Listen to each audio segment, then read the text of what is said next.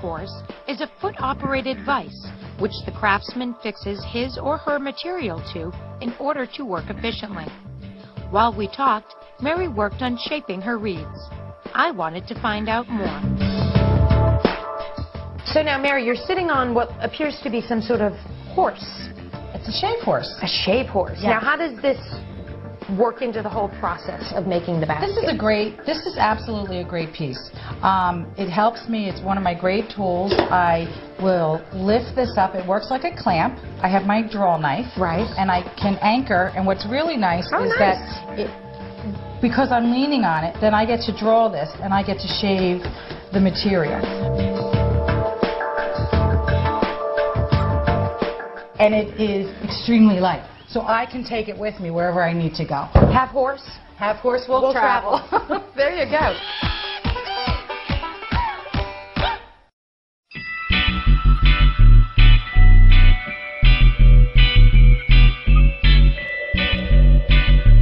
The very first step to making these fine baskets is to choose the appropriate material. Although baskets can be made from wicker, rope, and synthetic fiber, Mary's specialty is the reed from the white oak tree. These reeds are cut into long strands, trimmed further on a shave horse, and then soaked in water to loosen the tough fibers.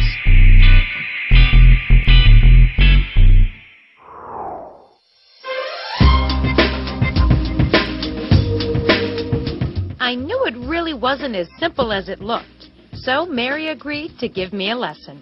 Okay, Mary, so you're going to give me a little bit of a lesson. Just a little. Now, what kind of basket are we making? This kind right here? Yes. And this is traditionally called? A berry basket. A berry basket. Hence the berry. Mary explains that the first step in making a berry basket is to choose the right form. This guides the rest of the weaving. Then, 6 strands, 3 horizontal and 3 vertical, form the base of the basket. These are forms. Forms, okay. Which you get the shape of the basket from the form. So we're going to build the basket right on this piece of wood. Yes. Okay. Take 2 more. All right. Now, these were all pre-cut? Yes. For this demonstration? Yes, they were. All right. And you're going to lay one to the right and one to the left. Okay. So far, so good? So far, so good. All right. Okay, you're going to leave your one hand on them like an anchor. Okay. You're going to take another one. All right. And you're going to weave under, over, under. Under, over, under, okay. Right about in the middle. Yep. And take another one. Do the opposite? Do the opposite. You quit.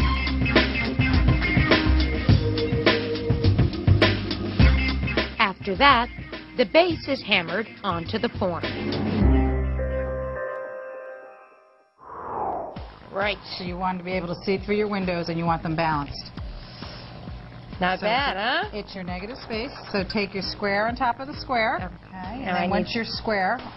Am I? I don't know. Let me see. All right. What's next? Okay. So now we have to hammer these in. Okay. Okay. So just. All right. All right. Now these are a little damp, so you had already pre-soaked. Pre-soaked. All right. Has to be wet. Okay.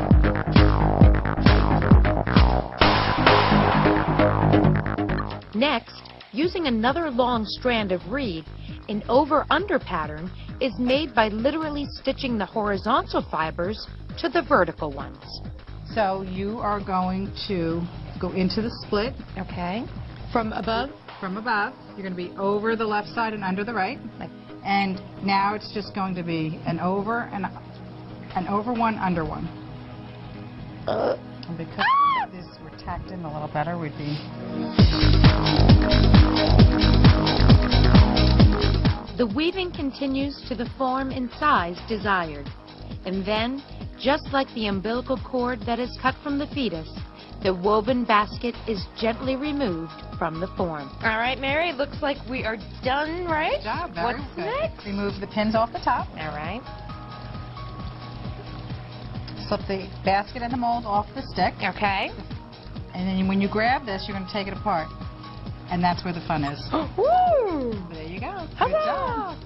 The excess bits are not cut off. Rather, they are bent into the interior of the basket. Look at the basket I just made. You're all done. This is so cool.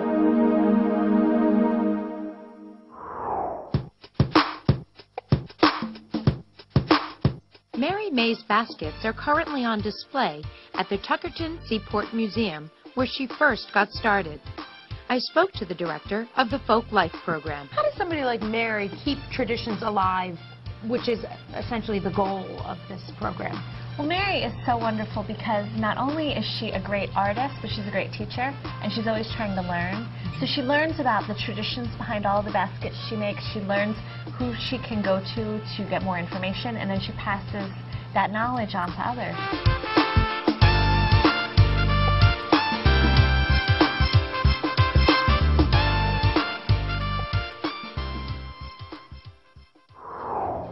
Mary May speaks a unique, tactile language. Each basket that she lovingly weaves tells a million stories. Stories of the earth, secrets of the grand oak trees, and finally, songs of what was stored in those beautiful baskets. She is a true keeper of our history and tradition.